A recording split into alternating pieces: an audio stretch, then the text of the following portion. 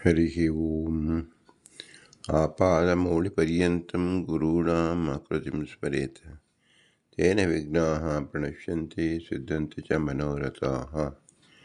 श्रीगुरुभ्यो नमः। परमगुरुभ्यो नमः। श्रीमदानन्दतीर्थभगवत्पादाचार्यगुरुभ्यो नमः। मन्मनोभीष्टवरदं सर्वाभीष्टफलप्रदं पुरन्दरगुरुं वन्दे दासश्रेष्ठं दयानिधिं विद्याविनयसम्पन्नान् शान्ताद्गुणबृंहितान् सशास्त्रप्रवचनासक्तान् निलमिलार्यान् गुरून् भजे। पृथ्वीमण्डलमध्यस्थाः पूर्णबोधमतानुगाः वैष्णवाः विष्णुहृदयाः तान् नमस्ये गुरुमम। हरिः ओम्। ಶ್ರೀಶಾಹ ಪಾಹಿ. ಅನಂತಕೋಟಿ ಬ್ರಹ್ಮಾಂಡ ನಾಯಕ ಎಂಬುದು ಶ್ರೀ ಪುರಂದರದಾಸ ರಚಿಸಿದ ಭವ್ಯ ಗ್ರಂಥ. ಶಾಸ್ತ್ರ ಪ್ರಮೇಯಗಳು 180 ಗದ್ಯಗಳು. ನಾವು 82ರಿಂದ 92ನೇ ಗದ್ಯವನ್ನು ನೋಡುತ್ತಿದ್ದೆವು. ಅಕ್ರೂರ ವರದ, ಅಂಬರೀಷ ವರದ, ನಾರದ ವರದ, ಪ್ರಹ್ಲಾದ ವರದ, ಗಜೇಂದ್ರ ವರದ, ಮುಚುಕುಂದ ವರದ, ಧ್ರುವ ವರದ, ವಿಭೀಷಣ ವರದ, ಪುಂಡರೀಕ ವರದ ಮತ್ತು ಪರಾಶರ ವರದ ಎಂಬುದು 10 ಜನ ವರದರು. 10 ಎಂಬುದು ಅನಂತ ಸಂಖ್ಯೆ. ಜೀವಗಣಃ ಹರೇರನುಚರಾಃ ನೀಚೋಚ್ಚ ಭಾವಂ ಗತಃ ಎಂಬುದನ್ನು ಇಲ್ಲಿ ತಿಳಿಸುತ್ತಿದ್ದಾರೆ. ಆದ್ದರಿಂದ ಇದು ಜೀವರ ಪ್ರಕರಣ ಎಂದೆನಿಸಿದೆ. ಜೀವ ಪ್ರಕರಣದಲ್ಲಿ ಎಲ್ಲ ಜೀವರಿಗೆ ಸಮಷ್ಟಿಯಾಗಿ ತಿಳಿಯಬೇಕಾದದ್ದು ಜೀವರು ಎಂದರೇನು, ಜೀವರ ಲಕ್ಷಣವೇನು ಎಂದು ತಿಳಿದಾಗ ಪ್ರತಿಯೊಂದು ಜೀವರ ಲಕ್ಷಣ 3 ವಿಧ. ಒಂದು ಸತ್ತ, ಇನ್ನೊಂದು ಪ್ರವೃತ್ತಿ, ಮತ್ತೊಂದು ಪ್ರಮಿತಿ. ಇದನ್ನು ಸತ್ತಾತ್ರೇಯ ಎಂದು ಹೆಸರು. ಈ ಸತ್ತಾತ್ರೇಯ ಯಾರ ಬೇರೆಯವರನ್ನ ಅಪೇಕ್ಷೆಯಿಂದ ಇರುತ್ತಾರೋ ಅದಕ್ಕೆ ಜೀವರು ಎಂದು ಹೆಸರು. ಯಾರ ಅಪೇಕ್ಷೆ ಇಲ್ಲದೆ ತನ್ನ ಅಧೀನದಲ್ಲೇ ಇರತಕ್ಕಂಥ ಅವನಿಗೆ ಪರಮೇಶ್ವರ ಅಂತ ಹೆಸರು. ಸತ್ತಾತ್ರೇಯ ಅಪೇಕ್ಷತ್ವಂ ಜೀವತ್ವಂ ನಿರಪೇಕ್ಷತ್ವಂ ದೈವತ್ವಂ ಅಂತ ನಾವು ತಿಳಿದಬೇಕು. ಎಲ್ಲ ಜೀವರು ಪರಸ್ಪರ ಅಪೇಕ್ಷೆ ಉಳ್ಳವರು. ಯಾವುದಕ್ಕೋಸ್ಕರವಾಗಿ? ತಮ್ಮ ಇರುವಿಕೆಗೆ, ತಮ್ಮ ಪ್ರವೃತ್ತಿಗೆ, ತಮ್ಮ ಪ್ರಮಿತಿಗೆ. 3ಕ್ಕೂ ಸಹ ಪರರನ್ನು ಆಶ್ರಯಿಸಿರುವುದು, ಇನ್ನೊಬ್ಬರನ್ನು ಆಶ್ರಯಿಸಿರುವುದಕ್ಕೆ ಜೀವತಿ ಉಪಜೀವ್ಯತಿ ಎಂದ ಹೆಸರು. ಉಪಜೀವಿಸಿಕೊಂಡಿರುವರೇ ಜೀವರು. ಇದು ಪ್ರತ್ಯಕ್ಷವಾಗಿ ನಾವು ನೋಡಬಹುದು. ಯಾರಪ್ಪ ಜೀವರು ಎಂಬತಕ್ಕಂಥದಕ್ಕೆ ಉದಾಹರಣೆಯನ್ನು ನಾವು ಶಾಸ್ತ್ರದಲ್ಲಿ ನೋಡಬೇಕಾಗಿಲ್ಲ. ಎಲ್ಲ ಚೇತನರು ಅಂದರೆ ನಾವೇ ನಿದರ್ಶನರಾಗಿದ್ದೇವೆ. ಸಮಷ್ಟಿಯಾಗಿ ಎಲ್ಲ ಜೀವರನ್ನು ಏಕೀಕೃತವಾಗಿ ವಿಂಗಡಿಸಿ ತಿಳಿಯಬೇಕಾದರೆ ಜೀವರನ್ನು ತಿಳಿಯುವ ಅತ್ಯಂತ ಅಮೂಲ್ಯವಾದ ಬಗೆ ಏನು ಎಂಬುದು ನೀಚೋಚ್ಚ ಭಾವಂಗತಃ ಎಂಬುದೇ ಆಗಿದೆ. ತರತಮ ಭಾವನೆ ಉಳ್ಳದ್ದು. ತರತಮ ಭಾವನೆ ಎಂಬ 3 ಶಬ್ದದಿಂದ 3 ವಿಧವನ್ನು ನಮಗೆ ತಿಳಿಸಿಕೊಡುತ್ತಿದ್ದಾರೆ. ತರ ಅಂದರೆ ಶ್ರೇಷ್ಠತರ, ತಮ ಎಂದರೆ ನಿಕೃಷ್ಟವಾದದ್ದು, ಭಾವನೆ ಅಂದರೆ ಯಥಾಸ್ಥಿತಿಯಾಗಿರತಕ್ಕಂಥದ್ದು, ಮಧ್ಯಮವಾಗಿದ್ದು ಅಂತ ನಾವು ತಿಳಿಯಬಹುದು. ಜೀವರಲ್ಲಿ ಉತ್ತಮರು, ಮಧ್ಯಮರು, ಅಧಮರು ಈ 3 ವಿಧವನ್ನು ಹೇಳಿದಾಗ ಯಾವುದರಿಂದ ಉತ್ತಮರು, ಯಾರಿಗೆ ಮಧ್ಯಮರು, ಯಾರಿಗೆ ಅಧಮರು ಎಂಬ ಪ್ರಶ್ನೆ ನಮಗೆ ಬರುತ್ತದೆ. ಆದ್ದರಿಂದಲೇ ಪೌರುಷೀಯ ಗ್ರಂಥ ಮತ್ತು ಅಪೌರುಷ ಗ್ರಂಥದಲ್ಲಿ ಹೇಳಿರುವುದು ನೀಚೋಚ್ಛ, ನೀಚ ಮತ್ತು ಉಚ್ಚತರ. ನೀಚ ಎಂಬತಕ್ಕಂಥದ್ದು ಅದು ಇನ್ನೊಂದು ಸವಿಶಿಕ ಪದಾರ್ಥ. ಯಾರನ್ನು ಕುರಿತು ನೀಚರಾಗಿದ್ದಾರೆ, ಯಾರನ್ನು ಕುರಿತು ಉತ್ತಮರಾಗಿದ್ದಾರೆ ಎಂಬ ಪ್ರಶ್ನೆ ಬರುತ್ತದೆ. ಹಾಗಾದರೆ ಬೇರೆಯವರನ್ನ ನಾವು ಸಂಭಾವಿತರಾಗಿ ಇಟ್ಟುಕೊಂಡು ಹೇಳುವುದರಲ್ಲಿ ಉಪಯೋಗ ಏನಿದೆ? ನೀಚೋಚ್ಚ ಭಾವಂ ಗತಃ ಅಂತ ಹೇಳಿದಾಗ ಉತ್ಕೃಷ್ಟತೆ ಅಥವಾ ನಿತ್ಕೃಷ್ಟತೆ ಎಂಬತಕ್ಕಂಥದ್ದು ಒಂದು ನಿರ್ದಿಷ್ಟವಾದ ಪದಾರ್ಥ ಜೀವರನ್ನು ಗೋಲಾಗಿಟ್ಟುಕೊಂಡು, ಮುಖ್ಯ ಗುರಿಯಾಗಿಟ್ಟುಕೊಂಡು, ಇದರ ಆಚೆಗಿರುವರು ಒಂದೇ ತರಗತಿ, ಇಲ್ಲೇ ಇರುವುದು ಒಂದು ತರಗತಿ, ಇತ್ತ ಕಡೆ ಇರ್ತಕ್ಕಂಥ ಇನ್ನೊಂದು ತರಗತಿ ಎಂಬಂತೆ ವ್ಯವಹಾರದಲ್ಲಿ ನಾವು ಕಾಣುತ್ತೇವೆ. ಆದರೆ ನೀಚ ಉಚ್ಚತನ ಎಂಬತಕ್ಕಂಥ ಶಬ್ದವನ್ನು ಯಾಕೆ ಬಳಸುತ್ತೀರಾ? ಹೇಗೆ ಇದು ಒಂದು ಭಾಗ ಎಂದೆನಿಸುತ್ತದೆ, ಅದು ಒಂದು ಭಾಗ. ಆದ್ದರಿಂದ ಇದರಲ್ಲಿ ಹೆಸರು ನೀಚ ಮತ್ತು ಉಚ್ಚ ಎಂಬತಕ್ಕಂಥದ್ದು ಎಷ್ಟು ಮಟ್ಟಿಗೆ ಸರಿ? ಅಂದರೆ ಎಲ್ಲವನ್ನೂ ಸಮಾನ ದೃಷ್ಟಿಯಲ್ಲಿ ಕಾಣಬೇಕಲ್ಲ. ಅಸಮಾನವಾಗಿ ನೋಡತಕ್ಕಂಥದ್ದು ನಿಮಗೆ ನೋಡತಕ್ಕಂಥ ಹಕ್ಕು ಹೇಗೆ ಯಾರು ಕೊಟ್ಟರು ಎಂಬ ಮೂಲಭೂತ ಪ್ರಶ್ನೆ ಸಕಲರಿಗೂ ಹೇಳುತ್ತದೆ. ಇದರಿಂದ ವೈಷಮ್ಯ ನೈರ್ಗುಣ್ಯಗಳು, ಒಬ್ಬರಲ್ಲಿ ಗುಣವನ್ನು ಪ್ರಶಂಸೆ ಮಾಡುವುದು, ಇನ್ನೊಬ್ಬರಲ್ಲಿ ಗುಣ ಇಲ್ಲದೇ ಇರತಕ್ಕಂಥದ್ದು ಎಂಬತಕ್ಕಂಥ ತಿಳಿಸುವುದು, ಈ ಆಕ್ಷೇಪ ಮತ್ತು ಸಮಾಧಾನ ಆಗಲಿ ಪ್ರೋತ್ಸಾಹ ಎಂಬುದು ವೈಯಕ್ತಿಕ ಅಂದರೆ ಆಯಾ ಏಕಚೇತನಿಷ್ಠ ಧರ್ಮವಾಗುತ್ತದಲ್ಲ ಎಂಬ ಪ್ರಶ್ನೆ ಬರುತ್ತದೆ. ಆದ್ದರಿಂದ ಇದು ವಿಭಾಗ ಎಂಬತಕ್ಕಂಥದ್ದು ಸಮಂಜಸವಲ್ಲ. ನೀವು ಪದಾರ್ಥವನ್ನು ಹೇಗೆ ಹೇಳುತ್ತೀರೋ, ಪದಾರ್ಥದ ಉಪಯುಕ್ತತೆ ಆಯಾ ಜೀವರಿಗೆ ಸೇರಿದ್ದು.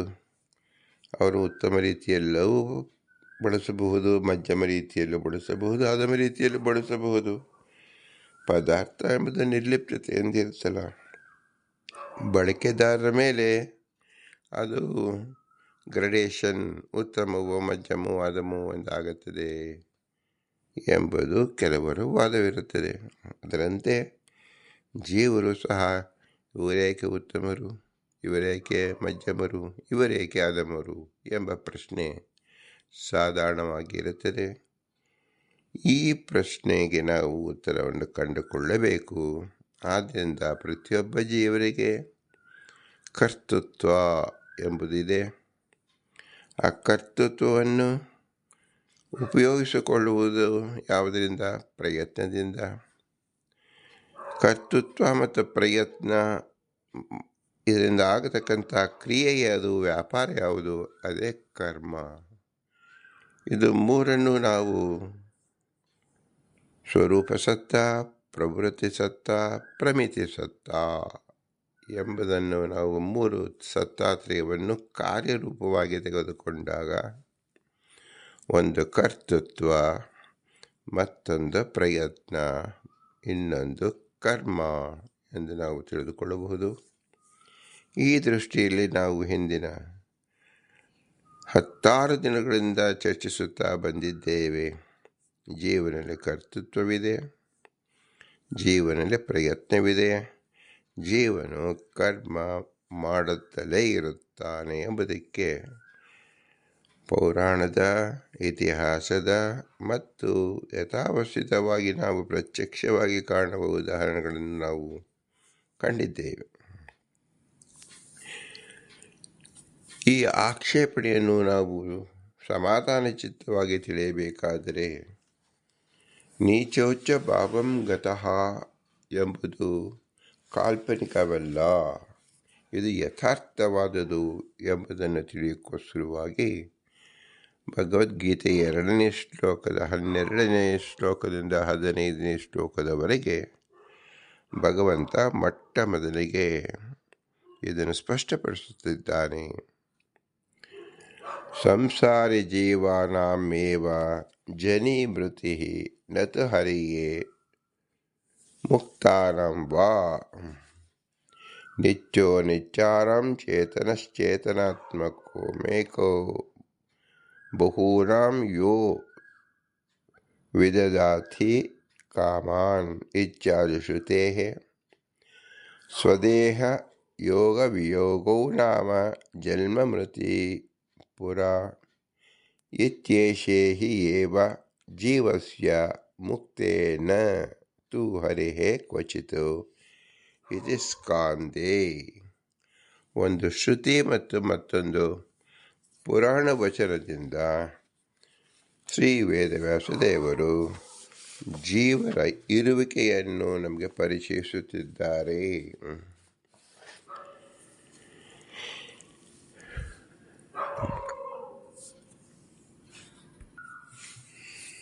ತತ್ವಗಳನ್ನು ಸಂಖ್ಯಾ ಮಾಡುವ ಗ್ರಂಥದಲ್ಲಿ ಶ್ರೀಮದಾನಂದ ತೀರ್ಥರು ವೇದ ಮತ್ತು ಉಪನಿಷತ್ ಪುರಾಣದಿಂದ ಸಂಗ್ರಹಿಸಿ ಹೇಳತಕ್ಕಂಥ ವಾಕ್ಯ ಸ್ವತಂತ್ರಂ ಅಸ್ವತಂತ್ರಂ ಚ ದ್ವಿವಿಧಂ ತತ್ವಮಿಷ್ಯತೆ ಎಂಬುದಂತೆ ಹೇಳಿದ್ದಾರೆ.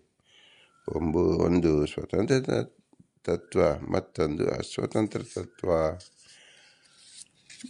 ಸ್ವತಂತ್ರ ತಂತ್ರ ಭಗವಾನ್ ವಿಷ್ಣು ಸ್ವತಂತ್ರನಾಗಿದ್ದಾನೆ ಮತ್ತು ಅಸ್ವತಂತ್ರದಲ್ಲಿ ಭಾವ ಮತ್ತು ಅಭಾವ ಎಂಬುದು ಎರಡು ವಿಧವಾಗಿದೆ.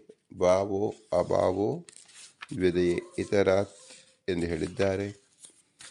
ಭಾವದಲ್ಲಿ ಪ್ರಾಕ್ ಪ್ರಧ್ವಂಸ ಸದಾತ್ವೇನ ತ್ರಿವಿಧೋ ಅಭಾವ ಈಶ್ಯತೆ ಎಂದು ಮೂರು ವಿಧವಾದ ಅಭಾವವನ್ನು ತೋರಿಸಿದ್ದಾರೆ.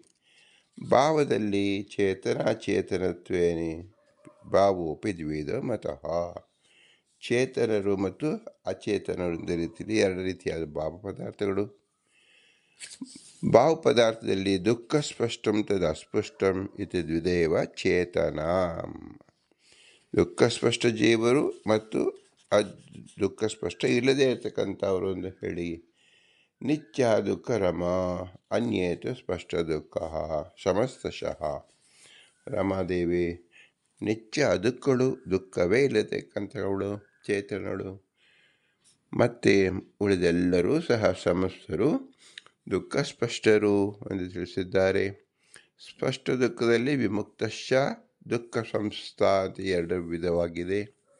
ಅಂದರೆ ವಿಮುಕ್ತರಾದವರು, ದುಃಖದಿಂದ ವಿಮುಕ್ತರಾದವರು ಮತ್ತು ದುಃಖದಲ್ಲಿ ಇರತಕ್ಕಂಥವರು ದುಃಖ ಸಂಸ್ಥಾ ಅಂತ ಎರಡು ವಿಧವಾಗಿದೆ ಎಂದು ಹೇಳಿದ್ದಾರೆ. ದುಃಖ ಸಂಸ್ಥದಲ್ಲಿ ಮುಕ್ತಿಯೋಗ್ಯ ಮತ್ತು ಅಯೋಗ್ಯ ಅಂತ ಎರಡೇ ಮತ ಭಾಗವನ್ನು ಹೇಳಿದ್ದಾರೆ. ಮುಕ್ತಿಯೋಗ್ಯರು, ಮುಕ್ತಿ ಅಯೋಗ್ಯರು. ಮುಕ್ತಿಯೋಗ್ಯರು ಯಾರು ಅಂತ ಹೇಳಿದಾಗ ದೇವಋಷಿ ಪಿತೃ ಪತ್ಪಾನರ ಆಯ್ತು ಮುಕ್ತಸ್ಸು ಪಂಚದಾಹ.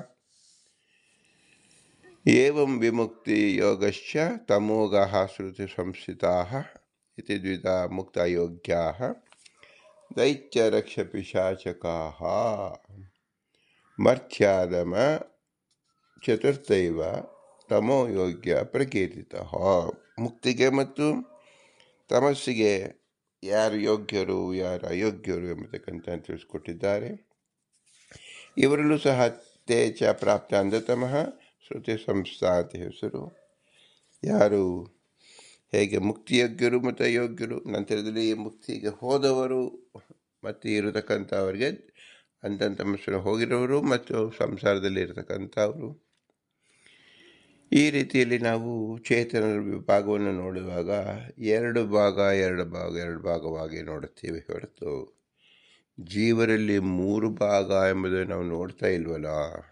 ನೀಚ, ಉಚ್ಚ, ಮಧ್ಯಮ. ಆದ್ದರಿಂದ ಈ ಮಧ್ಯಮ ಎಂಬುದು ಎಲ್ಲಿ ಹುಟ್ಟಿಕೊಂಡರು ಎಂಬ ಪ್ರಶ್ನೆ ನಮಗೆ ಬರಬಹುದು. ಇದು ಹುಟ್ಟುಕೊಂಡಿದ್ದಲ್ಲ, ಅನಾದಿ ನಿತ್ಯವಾದದ್ದು ಅಂತ ಹೇಳಿ ಶ್ರೀಮದಾನಂದ ತೀರ್ಥರು ತಮ್ಮ ತಾತ್ಪರ್ಯ ನಿರ್ಣಯದಲ್ಲಿ ತಿಳಿಸುತ್ತಾರೆ. ಏವಂ ಪುನಃ ಸೃಜತೆ ಸರ್ವಮೇತತ್ ಅನಾದ್ಯ ಅನಂತೋ ಹಿ ಜಗತ್ಪ್ರವಾಹಃ ನಿತ್ಯಾಶ್ಚ ಜೀವಾಃ ಪ್ರಕೃತಿಶ್ಚ ನಿತ್ಯ ಕಾಲಶ್ಚ ನಿತ್ಯಃ ಕಿಮು ದೇವದೇವಃ. ನಿತ್ಯಾಶ್ಚ ಜೀವಾಹ, ಎಲ್ಲ ಜೀವರು ನಿತ್ಯರಾಗಿದ್ದಾರೆ ಎಂಬುದನ್ನು ನಾವು ಪ್ರಕೃತಿಯಲ್ಲಿ ತಗೋಬೇಕು. ಪ್ರಕೃತಿ ನಿತ್ಯ ಎಂಬುದು ಅದು ಜಡ ಪ್ರಕೃತಿ ಆಗ್ತದೆ, ಚೇತನವಲ್ಲ. ಚೇತನರು ಅಭಿಮಾನಿಗಳು ಮಾತ್ರ. ಮತ್ತು ಕಾಲ ಎಂಬತಕ್ಕಂಥದ್ದು ಪದಾರ್ಥವಾಗುತ್ತದೆ. ಆದರೆ ನಮಗೆ ಈಗ ತಿಳಿಯಬೇಕಾದದ್ದು ಜೀವರಲ್ಲಿ ಮಧ್ಯಮ ಜೀವರು ಎಂಬುದನ್ನು ಎಲ್ಲಿ ತಿಳಿಸಲ್ಪಟ್ಟಿದ್ದಾರೆ. ಇಲ್ಲದೇ ಇರತಕ್ಕಂಥದ್ದನ್ನು ನಾವು ಯಾತಕ್ಕೆ ಚಿಂತನೆ ಮಾಡಬೇಕು ಎಂಬ ಪ್ರಶ್ನೆಗೆ ಉತ್ತರ ಭಗವದ್ಗೀತೆಯ 2ನೇ ಅಧ್ಯಾಯದ 12ನೇ ಶ್ಲೋಕ. ನತ್ವೇಹಂ ಜಾತುನಾಸ್ವಂ ನತ್ವಂ ನೇಮೇ ಜನಾಧಿಪಾಃ ನ ಚೈವಂ ನ ಭವಿಷ್ಯಾಮಃ ಸರ್ವೇ ವಯಮತಃ ಪರಂ. ಯಾರ್ಯಾರು ನಾನು, ನೀನು ಮತ್ತು ಎಲ್ಲ ರಾಜರು ಹಿಂದೆಯೂ ಇದ್ದರೂ ಮುಂದೆಯೂ ಇರುತ್ತಾರೆ. ಜಾತು ಅಂದರೆ ಎಂದೆಂದೂ ಇದ್ದೇ ಇರುವರು ಎಂದರ್ಥ. ಜೀವಾತ್ಮ ಅಂದರೆ ಅನಾದಿ ಚೆನ್ನಾಗಿದೆ. ನಿತ್ಯೋ ನಿತ್ಯಾನಂ ಚೇತನ ಚೇತನಾನಂ ಏಕೋ ಬಹೂನಾಂ ಯೋ ವಿದದಾತಿ ಕಾಮಾನ್ ಇತಿ ಕಾಟಕ ಶ್ರುತಿಯಲ್ಲಿ ತಿಳಿಸಿದ್ದಾರೆ. ಶ್ರೀಕೃಷ್ಣನಲ್ಲಿರುವ ವಿಶಿಷ್ಟತೆ ಅಂದರೆ ಅಹಂ ಶಬ್ದಾರ್ಥ, ಕೃಷ್ಣನನ್ನು ತು ಶಬ್ದಾರ್ಥ ತಿಳಿಸುತ್ತಾ ಇದೆ. ಜೀವರಿಗೆ ಸ್ವರೂಪತಃ ಉತ್ಪತ್ತಿ ಇಲ್ಲ, ಆದರೆ ದೇಹತಃ ಉತ್ಪತ್ತಿ ಇದೆ, ಹಾಗೂ ನಾಶವೂ ಇದೆ. ಯಾವುದು ಉತ್ಪತ್ತಿಯಾಗಬೇಕೋ ಅದು ನಾಶವಾಗಬೇಕು. ಆದ್ದರಿಂದ ಉತ್ಪತ್ತಿಯಾದದ್ದು ನಾಶವಾಗುತ್ತದೆ. ಕೃಷ್ಣನಿಗೆ ಯಾವುದೂ ಇಲ್ಲ, ಕಾರಣ ಅವನ ದೇಹ ಪ್ರಾಕೃತವಲ್ಲ. ಪ್ರಾಕೃತವಲ್ಲದಕ್ಕೆ ಉತ್ಪತ್ತಿ ನಾಶ ಇರುವುದಿಲ್ಲ. ಯಾರು ಮುಕ್ತರೋ ಅವ್ರಿಗೂ ಉತ್ಪತ್ತಿ ನಾಶವಿಲ್ಲ. ಜೀವರಿಗೆ ಹೊಸ ದೇಹಗಳ ಸಂಪರ್ಕವೇ ಉತ್ಪತ್ತಿ, ಆ ದೇಹಗಳ ನಾಶವೇ ಮರಣ. ಇಂತಹ ಜನ್ಯ ಮರಣಗಳು ಜೀವನಿಗೆ ಮೋಕ್ಷ ಪರ್ಯಂತ ಇರುತ್ತದೆ. ಇದು ಚಕ್ರ ರೂಪವಾಗಿರುವುದರಿಂದ ಇದಕ್ಕೆ ಸಂಸಾರ ಚಕ್ರ ಅಂತ ಕರೀತೇವೆ. ಕಿಮಿತಿ ನತ್ವೇಹಂ ಈಶ್ವರ ನಿತ್ಯತ್ವಸ್ಯ ಪ್ರಸ್ತುತ್ವಾತ್ ದೃಷ್ಟಾಂತತೇನಾಹ ನತ್ವೇ ಇತಿ ಯಥಾಹಂ ನಿತ್ಯಃ ಸರ್ವವೇದಾಂತೇಷು ಪ್ರಸಿದ್ಧಾಃ ಏವಂ ತ್ವಂ ಏತೆ ಜನಾಧಿಪಶ್ಚ ನಿತ್ಯಾಃ. ಆತ್ಮನು ನಿತ್ಯ ಹೇಗೆ? ಉತ್ತರ ನತ್ವೇಹಂ ಎಂಬ ಶ್ಲೋಕ. ಶ್ರೀಕೃಷ್ಣ ಅರ್ಜುನ ತಿಳಿಸುತ್ತಾನೆ, ನಾನು ಹೇಗೆ ನಿತ್ಯನೆಂದು. ನಿತ್ಯೋ ನಿತ್ಯಾನಂ ಪರಮನಿತ್ಯ ಎಂಬ ವೇದಗಳು ಪ್ರಸಿದ್ಧವೋ ಹಾಗೆ ನೀನು, ಈ ರಾಜರು ಎಲ್ಲ ಜೀವಗಳು ನಿತ್ಯರು, ಅಂದರೆ ಸಾವಿಲ್ಲದವರು, ಸ್ವರೂಪತಃ ನಿತ್ಯರು ಎಂದರ್ಥ. ಬಂಧು ಸ್ನೇಹಾದಿತ್ವಯ ಸ್ವಧರ್ಮ ನಿವೃತ್ತಿ ಕ್ರಿಯತೆ ತತ್ರ ದೇಹನಾಶ ಭೂಯಾತ್ ಕಿಂವ ಚೇತನಾಶ ಭಯಾತ್. ದೇಹಸ್ಯ ಸರ್ವತಾ ವಿನಾಶಿತ್ವಾತ್ ನ ತತ್ರ ಭಯೇ ಪ್ರಯೋಜನಂ ನ ಚೇತನನಾಶ ಭಯಾತ್ ತಸ್ಯ ವಿನಾಶಿತ್ವದೇವ. ಶರೀರವು ನಶ್ವರವಾಗಿದ್ದು ಒಂದು ದಿನ ನಾಶವಾಗತಕ್ಕಂಥದ್ದು. ಹೀಗಿರುವುದರಿಂದ ನಾಶವಾಗುವ ಅಂದರೆ ವಸ್ತುವಿಗಾಗಿ ಸ್ವಧರ್ಮವನ್ನು ಬಿಟ್ಟು ದುಃಖಿಸುವುದು ಸರಿಯಲ್ಲ. ಈ ರೀತಿಯ ಕಾತರತೆ ಅಥವಾ ದುಃಖ ಪ್ರಾಜ್ಞರಿಗೆ ಸಮ್ಮತವಲ್ಲ ಎಂಬುದು ಕೃಷ್ಣನು ಅರ್ಜುನಿಗೆ ಬೋಧಿಸಿದ ವಾಕ್ಯ. ಜೀವ ಸ್ವರೂಪ ನಿತ್ಯ, ಅದಕ್ಕೆ ನಾಶವಿಲ್ಲ. ಹೀಗಿರುವಾಗ ಭಯಪಡುವುದು ತಿಳಿದ ಲಕ್ಷಣವಿಲ್ಲ ಅಂಥೇಳಿ ನ ತಾವತ್ ಪ್ರಮತ್ಯೇತನಸ್ಯ ಮಮ ನಾಶೋಸ್ತಿ ಏವಮೇವ ತದನ್ಯೇಷಾಂ ಚ ನಿತ್ಯೋ ನಿತ್ಯಾನಂ ಚೇತನ ಚೇತನಾನಂ ಏಕೋ ಬಹೂನಂ ಯೋ ವಿದದಾತಿ ಕಾಮಾನ್ ಇತ್ಯಾದಿ ಶ್ರುತೇಃ ಸ್ವದೇಹ ಯೋಗ ವಿಗಮಃ ನಾಮ ಜನ್ಮ ಮೃತಿ ಪುರಾ ಈಶ್ಯತೆ ಹಿ ಏವ ಜೀವಸ್ಯ ಮುಕ್ತೆ ನತು ಹರೇ ಕ್ವಚಿತು ಎಂಬ ಸ್ಕಾಂದ ಪುರಾಣದಲ್ಲಿ ತಿಳಿಸಲ್ಪಟ್ಟಿದೆ. ಈಶ್ವರಸ್ಯಾಪಿ ಯುದ್ಧಗತತ್ವಾತ್ ಮೋಹಾತ್ ಕಸ್ತಸ್ಯಾಪಿ ಉಭಯವಿಧ ನಿತ್ಯತ್ವ ಶಂಕಾ ಪ್ರಾಪ್ತೌ ತದಪಿ ನಿವಾರ್ಯತೆ ನತ್ವೇಹಂ ಇತಿ. ಯದ್ಯಪಿ ಏಷಾ ಶಂಕಾ ಅರ್ಜುನಸ್ಯ ನಾಸ್ತಿ ತಥಾಪಿ ಪ್ರಾಪ್ತಃ ಲೋಕೋಪಕಾರಾರ್ಥಂ ಭಗವತಾ ನಿವಾರ್ಯತೆ ಏಕಾಂತೆ ಕಥೆಯನ್ಯಪಿ ವ್ಯಾಸರೂಪೇಣ ತದೇವ ಲೋಕೆ ಪ್ರಕಾಶಯಿಷ್ಯತೆ ಹಿ. ಪರಮಾತ್ಮ ಪರಮಚೇತನ, ಅವನಿಗೆ ಸ್ವರೂಪ ನಾಶವಿಲ್ಲ. ಜೀವಿಗಳು ಚೇತನರು, ಇವರಿಗೂ ಸ್ವರೂಪನಾಶವಿಲ್ಲ. ಭಗವಂತ ಸರ್ವೋತ್ತಮ, ಎಲ್ಲರಿಗೂ ಅಭಿಷ್ಟಗಳನ್ನು ಕೊಡುವನು, ಸರ್ವತಂತ್ರನು ಮತ್ತು ನಿಯಾಮಕನು.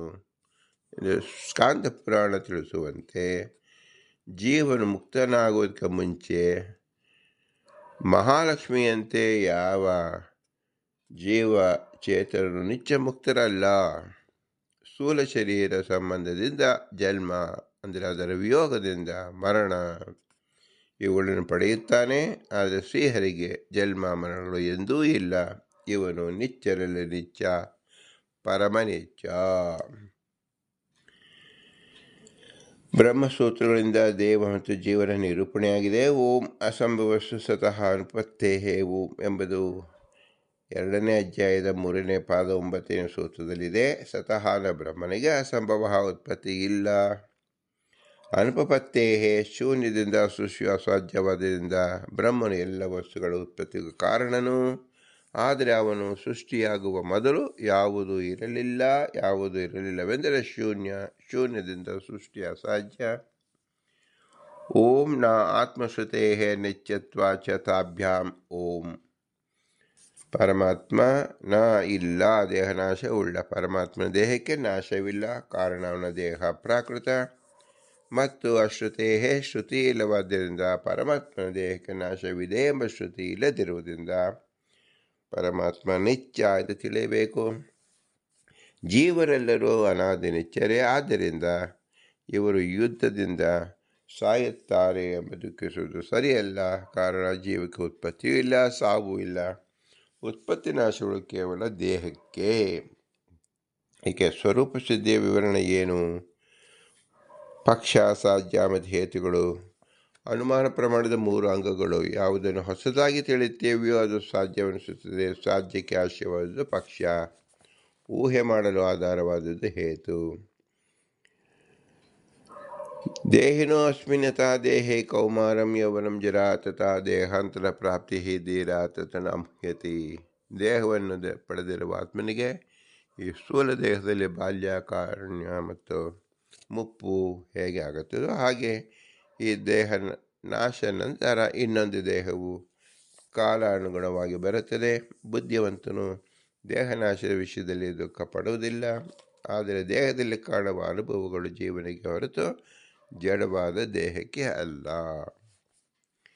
ದೇಹಿನೋ ಭಾವೇ ಏತದ್ಭವತಿ ತದೇವ ಸಿದ್ಧಂ ಇತಿ ಚೇನ್ನ ದೇಹಿನೋ ಅಸ್ಮಿನ್ ಯಥಾ ಕೌಮಾರಾದಿ ಶರೀರಭೇದೇಪಿ ದೇಹಿ ತದೀಕ್ಷತಾ ಸಿದ್ಧ ಏವಂ ದೇಹಾಂತರ ಪ್ರಾಪ್ತೋಪಿ ಈಕ್ಷಿತೃತ್ವಾತ್. ಭಾಷ್ಯದ ದೇಹಿ ಎಂಬ ಪದಕ್ಕೆ ಒಬ್ಬನೇ ಆತ್ಮ ಎಂದರ್ಥ. ಬಾಲ್ಯ, ತಾರುಣ್ಯ, ವಾರ್ಧಕ್ಯ ಈ ಶರೀರಗಳು ಬೇರೆಯಾದರೂ ಆತ್ಮ ಒಬ್ಬನೇ.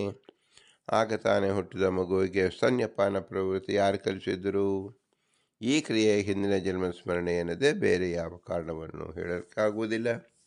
ಈ ಕ್ರಿಯೆ ಜೀವಿಗೆ ಹಿಂದೆ ದೇಹವಿತ್ತು ಎಂದು ಅನುಮಾನಕ್ಕೆ ಪ್ರಮಾಣಕ್ಕೆ ಸಹಕಾರಿಯಾಗುತ್ತದೆ. ಆದರೆ ಆತ್ಮ ಒಬ್ಬನೇ. ಹೀಗೆ ಜೀವ ಅನಾದಿ ಎಂದು ಸರ್ವಸಿದ್ಧಿಯಾಗಿದೆ. ನಹಿ ಜಡಸ್ಯ ಶರೀರಸ್ಯ ಕೌಮಾರಾಜ್ಯ ಅನುಭವ ಸಂಭವತಿ. ಮೃತಸ್ಯ ದರ್ಶನಾತ್ ಮೃತಸ್ಯ ವಾಯಾಜ್ಯ ಅವಗಮ ಅನುಭವ ಬಹವಃ.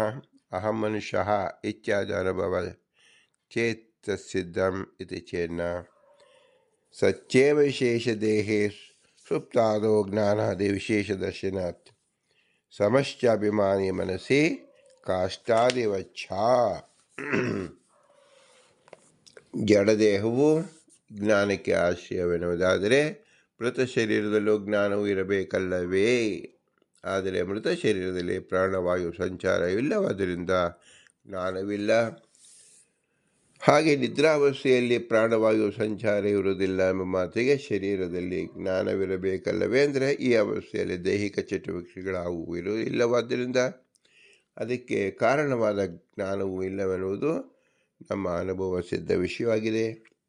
ಅಲ್ಲಿ ಉಸಿರೇ ಇರುವುದರಿಂದ ಆ ಜೀವ ದೇಹಕ್ಕೆ ತಾನಿದ್ದೇನೆ ಎಂಬ ಅನುಭವ ಇರುತ್ತೆ ಹೊರತು ಬಾಹ್ಯ ಪ್ರಪಂಚದ ವ್ಯಾಪಾರದ ಅನುಭವ ಇರುವುದಿಲ್ಲ. ನಾನು ಬೇರೆ, ದೇಹ ಬೇರೆ. ಈ ವ್ಯವಹಾರವನ್ನು ಹೊಂದಿಸಬೇಕಾದರೆ ಬೆಂಕಿಯಿಂದ ಉರಿಯುವ ಇದ್ದಿಲನ್ನು ಬೆಂಕಿ ಎಂದು ಕರೆಯುವಂತೆ ಅದು ಇದ್ದಿಲಾದರೂ ನಾನು ಮನುಷ್ಯ ಎಂಬ ವ್ಯವಹಾರ ಗೌಣ ಎನ್ನಬೇಕು. ಶ್ರುತಶ್ಯ ಪ್ರಾಮಾಣಂ ಚ ಪ್ರತ್ಯಕ್ಷಾದಿವತ್ ನ ಚ ಬೌದ್ಧಾದಿವತ್ ಅಪೌರುಷೇಯತ್ವಾತ್ ನ ಹಿ ಪೌರುಷೇಯ ಅಪೌರುಷೇಯ ಜ್ಞಾನಾದಿಯಃ ಕಲ್ಪಯಿತುಂ ಶಕ್ಯಃ. ಜೀವನು ಶರೀರದಿಂದ ಉತ್ಕ್ರಮಣ ಹೊಂದಿ ಆ ವೇದವಾಕ್ಯ ದೇಹಾತಿರಿಕ್ತ ಆತ್ಮನಿರುವುದು ಸ್ಪಷ್ಟಪಡಿಸುತ್ತದೆ. ಜೀವನಿಗೆ ಇಂದ್ರಿಯಗಳ ಮೂಲಕ ಸರಿಯಾದ ಜ್ಞಾನ ಪ್ರಾಪ್ತಿಯಾಗುತ್ತದೆ. ಹೀಗೆ ಇಂದ್ರಿಯಗಳು ಪ್ರಮಾಣ. ಇದೇ ರೀತಿ ವೇದವಾಕ್ಯಗಳು ಜ್ಞಾನ ಸಂಪಾದನೆಗೆ ಮಾರ್ಗ. ಹೇಗೆ ಇಂದ್ರಿಯಗಳಲ್ಲಿ ದೋಷ ಇದ್ದರೆ ಯಥಾರ್ಥ ಜ್ಞಾನ ಹೋಗುವುದಿಲ್ಲವೋ ಹಾಗೆ ವೇದವಾಕ್ಯಗಳನ್ನು ಪ್ರಯೋಗಿಸುವ ವ್ಯಕ್ತಿಯಲ್ಲಿ ದೋಷವಿದ್ದರೆ ಆ ವಾಕ್ಯಗಳು ಪ್ರಮಾಣವಾಗುವ ಸಂಭವಗಳಿವೆ, ಅಪ್ರಮಾಣವಾಗುವ ಸಂಭವವಿದೆ. ಆದರೆ ವೇದವಾಕ್ಯಗಳು ಅಪೌರುಷೀಯ, ಪುರುಷ ರಚಿತವಲ್ಲ. ಇವುಗಳಲ್ಲಿ ದೋಷ ಬರುವ ಸಂಭವವೇ ಇಲ್ಲ. ಆದ್ದರಿಂದ ವೇದಜನ್ಯ ಜ್ಞಾನ ಯಥಾರ್ಥಾದ ಪ್ರಮಾಣ. ವಿನಾಚ ಕಸ್ಯಚಿದ್ವಾಕ್ಯಸ್ಯ ಪೌರುಷೇಯತ್ವಂ ಸರ್ವಸಮಯಾಭಿಮತಃ ಧರ್ಮಾದ್ಯ ಸಿದ್ಧಿ. ಕಣ್ಣಿಗೆ ಕಾಣಿಸುವುದಿಲ್ಲ ಧರ್ಮಗಳು, ಆದರೆ ಅವುಗಳನ್ನು ಎಲ್ಲ ದಾರ್ಶನಿಕರು ಒಪ್ಪುತ್ತಾರೆ. ಪ್ರಮಾಣ ಧರ್ಮ ಅಧರ್ಮಗಳಿಗೆ ಅಪೌರುಷೀಯವಾದ ವೇದವಾಕ್ಯಗಳು. ಹೀಗಿರುವುದರಿಂದ ಎಲ್ಲ ದಾರ್ಶನಿಕರು ಅಪೌರುಷೀಯವಾದ ವೇದವನ್ನು ಒಪ್ಪಿಕೊಳ್ಳುವುದು ಅನಿವಾರ್ಯವಾಗಿದೆ. ಯಶ್ಚ ತೌ ನಾಂಗೀಕೃತೆ ನಾಸೋ ಸಮಯ ಪ್ರಯೋಜಕತ್ವಾತ್ ಮಾಸ್ತು ಧರ್ಮ ನಿರೂಪಿತ್ಯಾದೀತಿ ಚೇನ ಸರ್ವಾಭಿಮತಸ್ಯ ಪ್ರಮಾಣಂ ವಿನ ನಿಷೇಧಂ ಅಶಕ್ಯತ್ವಾತ್ ನ ಚ ಸಿದ್ಧಿ ಪ್ರಾಮಾಣಿಕಸ್ಯ ಚೇನ ಸರ್ವಾಭಿಮತರೇತೇವ ಪ್ರಮಾಣಂ ಸ್ಯಾತ್. ದಾರ್ಶನಿಕರು ಅಂದರೆ ಧರ್ಮ ಇವುಗಳ ಇರುವಿಕೆಯನ್ನು ಒಪ್ಪಿಕೊಂಡವರು. ಕಾರಣ ಯಾವುದೇ ದರ್ಶನಕ್ಕೆ ವಿಷಯ ಮತ್ತು ಪ್ರಯೋಜನ ಬೇಕೇ ಬೇಕು. ಹಾಗೆಯೇ ಅಜ್ಞರಿಗೂ ಪಾಪ ಪುಣ್ಯ ಇವುಗಳಲ್ಲಿ ನಂಬಿಕೆ ಇದೆ. ಅತೀಂದ್ರಿಯ ವಿಷಯಕವಾದರೂ ಕಣ್ಣಿಗೆ ಕಾಣುವ ಪದಾರ್ಥಗಳೆಲ್ಲವೂ ಪ್ರತ್ಯಕ್ಷದಿಂದ ಸಿದ್ಧವಾದ್ದರಿಂದ ಅದನ್ನು ಶಾಸ್ತ್ರದಿಂದ ತಿಳಿಯಬೇಕಿಲ್ಲ. ಅಜ್ಞರು ಸುಳ್ಳು ಪಾಪ ಪುಣ್ಯ ಹೀಗೆ ಹೇಳಲು ಆಧಾರ ಇಲ್ಲವಿರುವುದರಿಂದ ಈ ಜ್ಞಾನ ಪಾಪ ಪುಣ್ಯಗಳಲ್ಲಿ ನಂಬಿಕೆಯ ಇರುವಿಕೆ ಅಥವಾ ಯಥಾರ್ಥವಾದ ಜ್ಞಾನವೇ ಆಗಬೇಕು. ಆದರೆ ಆ ಜ್ಞಾನ ಯಾವುದರಿಂದ ಉತ್ಪತ್ತಿಯಾಯಿತೆಂಬ ಪ್ರಶ್ನೆಗೆ ಉತ್ತರವಾಗಿ ಪ್ರಮಾಣ ಬೇಕು. ಆ ಪ್ರಮಾಣ ವೇದ ಮತ್ತು ಅದಕ್ಕೆ ಪೂರಕವಾದ ಯುಕ್ತಿಗಳು. ಒಟ್ಟಿನಲ್ಲಿ ಧರ್ಮಾದಿಗಳು ಪ್ರಮಾಣವೆಂದೆನಿಸಿದೆ, ಅಧರ್ಮಾದಿಗಳು ಅಪ್ರಮಾಣಿಕ. ಅನ್ಯಥಾ ಸರ್ವವಾಚಕ ವ್ಯವಹಾರ ಸಿದ್ಧಶ್ಚ ನ ಚ ಮಯಾ ಶ್ರುತಂ ಇತಿ ತವ ಜ್ಞಾತುಂ ಶಕ್ಯಂ. ಅನ್ಯಥಾ ವಾ ಪ್ರತಿ ಉತ್ತರಂ ಸ್ಯಾತ್ ಭ್ರಾಂತಿರ್ವಾ ತವ ಸ್ಯಾತ್.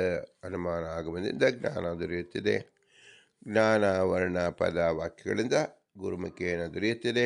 ಆಗಮ ಅಂದರೆ ವಾಕ್ಯ. ಇದರ ಪ್ರಾಮಾಣ್ಯವನ್ನು ಒಪ್ಪಲೇಬೇಕಾಗುತ್ತದೆ.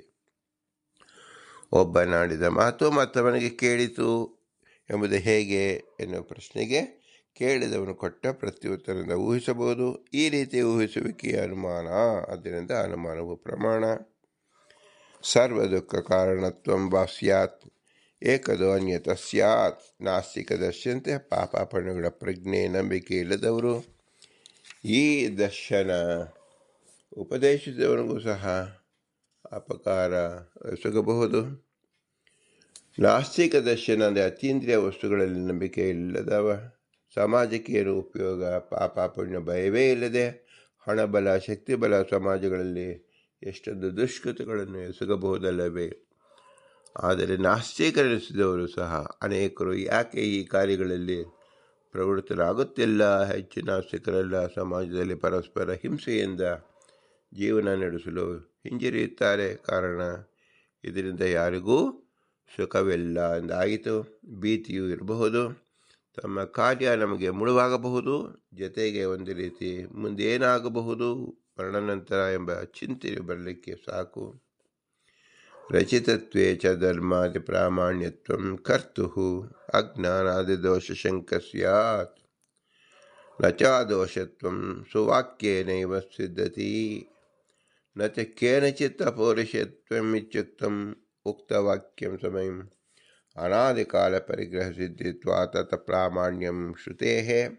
ಅತಃ ಕುತರ್ಕೈಃ ಧೀರಾ ತತ್ರ ರಮ್ಯತಿ.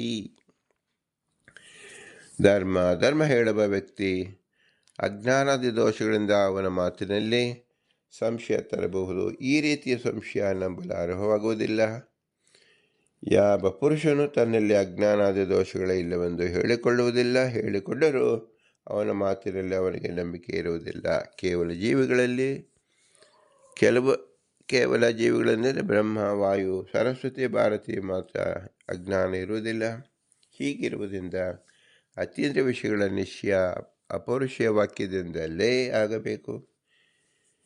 ಇಲ್ಲಿವರೆಗೆ ವೇದಗಳಿಗೆ ಕರ್ತೃ ಯಾರಿಂದ ಪ್ರಸಿದ್ಧಿ ಇಲ್ಲವಾದ್ದರಿಂದ ವೇದವೇ ಅಪೌರುಷೇಯ ವಾಕ್ಯಗಳು. ಸಾರ್ವತ್ರಿಕ ಪ್ರಜ್ಞೆ ವೇದ ಮೊದಲೇ ಇತ್ತು.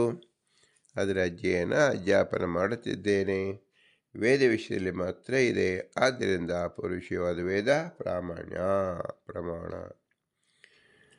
ಅಥವಾ ಜೀವನಾಶಂ ದೇಹನಾಶಂ ವಾಪೇಕ್ಷಂ ಶೋಕಃ ನ ಜೀವನಾಶಃ ನಿತ್ಯತ್ವಾದಿತ್ಯಾಹ ನ ತ್ವೇಹಿತಿ ನ ಅಪಾದೇಹನಾಶವಿಚ್ಯಾಹ ದೇಹನ ಇತಿ ಯಥಾ ಕೌಮಾರದ ದೇಹ ಹಾನೇನ ಜರಾದಿ ಪ್ರಾಪ್ತವಶೋಕಃ ಏವಂ ಜೀರ್ಣಾದಿ ದೇಹ ಹಾನೇನ ದೇಹಾಂತರಂ ಪ್ರಾಪ್ತೋಪಿ. ಆತ್ಮನಾಶ ಇಲ್ಲುವುದರಿಂದ ಆತ್ಮನಿತ್ಯ. ಭೀಷ್ಮ ದ್ರೋಣಾದಿಗಳ ದೇಹನಾಶಕ್ಕಾಗಿ ದುಃಖಿಸುವೆಯೋ ಅಥವಾ ಆತ್ಮವೇ ನಾಶವಾಗುವುದೆಂದೋ ಒಂದು ಅರ್ಜುನನಿಗೆ ಪ್ರಶ್ನೆ ಕೇಳಿ, ಇನ್ನು ದೇಹನಾಶ ದೇಹದಲ್ಲೇ ವಿಭಿನ್ನ ವಸ್ತುಗಳು ಬಾಲ್ಯ, ತಾರುಣ್ಯ, ವೃದ್ಧಾಪ್ಯ, ವಿಕಾರ ಕಾಣಿಸಿಕೊಂಡಾಗ ಹೇಗೆ ದುಃಖ ಪಡುವುದಿಲ್ಲವೋ ಹಾಗೆಯೇ ಮರಣದಿಂದ ಅಂದರೆ ಮುಪ್ಪಿನ ದೇಹ ಹೋಗಿ ಹೊಸ ದೇಹ ಬಂದಾಗಲೂ ದುಃಖ ಪಡಬೇಕಾಗಿಲ್ಲ ಎಂಬುದು ಕೃಷ್ಣನ ಅಭಿಪ್ರಾಯ. ಮಮ ಸ್ವಕೀಯ ದೇಹಾಂತರ ಪ್ರಾಪ್ತಿ ಇತಿ ನಾಸ್ತಿ ಇತಿ ದರ್ಶಯಿತುಂ ದೇಹಿನಃ ಇತಿ ವಿಶೇಷಣಂ ಭವಾದಾದೀನ ವಾ ಭವಿಷ್ಯತಿ ಚ್ಯಪಿ ತೋ ಶೋಕೋ ನ ಕರ್ತವ್ಯಃ ದೇಹಸ್ಯ ಇದಾನಿಮಪಿ ಅನ್ಯತಾಶ್ಚ ದರ್ಶನಾತ್. ದೇಹನ ಅಂದರೆ ದೇಹವುಳ್ಳವನು ಎಂಬ ವಿಶೇಷಣ ಜೀವರ ಸ್ವರೂಪಕ್ಕಿಂತ ಭಿನ್ನವಾದ ದೇಹವುಳ್ಳ ಜೀವರ ವಿಷಯವಾಗಿಯೇ ದೇಹದಲ್ಲಿ ಬದಲಾವಣೆ ಎಂಬುದು ಸ್ಪಷ್ಟವಾಗುತ್ತದೆ. ಆದರೆ ಪರಮಾತ್ಮನಿಗೆ ಸ್ವರೂಪ ದೇಹವಿದೆ, ಭಿನ್ನ ದೇಹವಿಲ್ಲ. ಆದ್ದರಿಂದ ದೇಹಾಂತರ ಪ್ರಾಪ್ತಿ ಜೀವರಿಗೆ ಮಾತ್ರ ಅನ್ವಯ. ದೇಹವು ಜಡ, ಆದ್ದರಿಂದ ಜ್ಞಾನಕ್ಕೆ ದೇಹಾಶ್ರಯ ಅಸಾಧ್ಯ. ಜ್ಞಾನಕ್ಕೆ ಸಾಧನಗಳು ಅಂತಃಕರಣ, ಇಂದ್ರಿಯಗಳು. ಆದ್ದರಿಂದ ಈ ಸಾಧನಗಳು ಜ್ಞಾನಕ್ಕೆ ಆಶ್ರಯವಾಗಲಾರವು. ಹೇಗೆ ನೂರಾರು ಕುರುಡರು ಸೇರಿದರೆ ಕಣ್ಣು ಕಾಣಿಸುವುದಿಲ್ಲವೋ ಹಾಗೆಯೇ ಜಡಜ್ಞಾನಕ್ಕೆ ಆಶ್ರಯವಲ್ಲ ಎಂದ ಮೇಲೆ ನೂರಾರು ಜಡವಸ್ತುಗಳು ಸೇರಿಕೊಂಡು ಜ್ಞಾನ ಎಂಬ ಹೊಸದೊಂದು ಗುಣ ಅವುಗಳಲ್ಲಿ ಹುಟ್ಟುಕೊಳ್ಳಲಾರದು. ಮಾತ್ರ ಸ್ಪಷ್ಟ ಸುಖವಂತೆಯ ಶೀತೋಷ ಸುಖದಕ್ಕದ ಆಗಮ ಪಾಯಿನೋ ನಿತ್ಯ ಪ್ರಾಂತ್ಯತಿಷ್ಠ ಸ್ವಭಾರತ. ಅರ್ಜುನ ತಂಪು ಬಿಸಿ ಆದಿ ಅನುಭವಗಳ ಮೂಲಕ ಸುಖ ದುಃಖಗಳು ಉಂಟಾಗುತ್ತದೆ. ಸುಖ ದುಃಖಗಳು ಕೇವಲ ವಿಷಯ ಪದಾರ್ಥದಿಂದ ಮಾತ್ರವಲ್ಲ, ಅಭಿಮಾನವಾದಕ್ಕೆ ಕಾರಣ. ಈ ವಿಷಯ ಪದಾರ್ಥಗಳ ಸಂಪರ್ಕಗಳು ಕೇವಲ ಆಗಾಗ್ಗೆ ಬಂದು ಹೋಗುವುದು, ಸದಾ ಬಂದು ಹೋಗುವಂತಹದ್ದು ಅಲ್ಲ. ಆದ್ದರಿಂದ ಅಭಿಮಾನವನ್ನು ಛೇದಿಸಿ ವಿಷಯ ಸಂಬಂಧಗಳನ್ನು ನಿಷ್ಕ್ರಿಯ ಮಾಡು ಎಂದು ಬೋಧಿಸುತ್ತಾನೆ. ತಥಾಪಿ ತದ್ದರ್ಶನಾಭಾವಾದೀನಂ ಶೋಕ ಇತಿ ಚೇನ್ನ ಉತ್ಸಾಹ ಮಾತ್ರ ಸ್ಪರ್ಶ ಇತಿ ಮೀಯಂತೆ ಇತಿ ಮಾತ್ರ ವಿಷಯಾಃ ತೇಷಾಂ ಸ್ಪರ್ಶಃ ಸಂಬಂಧಃ ತೇ ಏವ ಶೀತೋಷ್ಣ ಸುಖದುಃಖದಾಃ. ದೇಹೇ ಶೀತೋಷ್ಣಾದಿ ಸಂಬಂಧಾದಿಃ ಶೀತ ಉಷ್ಣಾದಿ ಅನುಭವ ಆತ್ಮನಃ ತತಶ್ಚ ಸುಖದುಃಖೇ. ಮಾತ್ರ ಅಂದರೆ ಇಂದ್ರಿಯಗಳಿಂದ ತಿಳಿಯಲ್ಪಡುವ ರೂಪ ರಸಾದಿ ವಿಷಯಗಳ ಪದಾರ್ಥಗಳು. ಸ್ಪರ್ಶ ಅಂದರೆ ಮೇಲೆ ತಿಳಿಸಿದ ವಿಷಯ ಪದಾರ್ಥಗಳಿಗೂ ನಮ್ಮ ಇಂದ್ರಿಯಗಳಿಗೂ ಆಗುವ ಸಂಬಂಧ. ಇಂದ್ರಿಯಗಳಿಗೆ ಈ ವಸ್ತುಗಳ ಸಂಬಂಧದಿಂದ ದೇಹದಲ್ಲಿರುವ ಆತ್ಮನಿಗೆ ಅನುಭವ, ಸುಖ ಮತ್ತು ದುಃಖ ಉಂಟಾಗುತ್ತದೆ. ಕೇವಲ ವಿಷಯ ಸಂಪರ್ಕಗಳೇ ಸುಖ ದುಃಖ ಪ್ರಭುದಲ್ಲ. ಇದು ಸುಖಕಾರಿ, ಇದು ದುಃಖಕಾರಿ ಎಂಬ ಭ್ರಮ ಮೂಲಕ ಪ್ರೀತಿ ಅಥವಾ ದ್ವೇಷ ಕಾರಣವಾಗುತ್ತದೆ.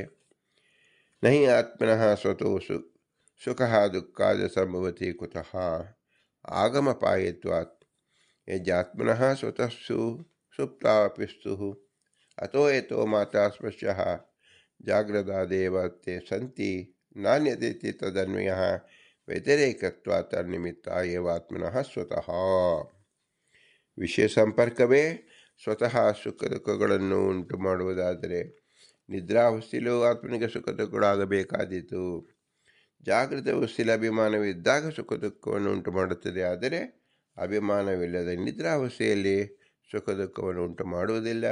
ಆದ್ದರಿಂದ ವಿಷಯ ಸಂಪರ್ಕಗಳೇ ಸುಖ ದುಃಖಕ್ಕೆ ಕಾರಣ.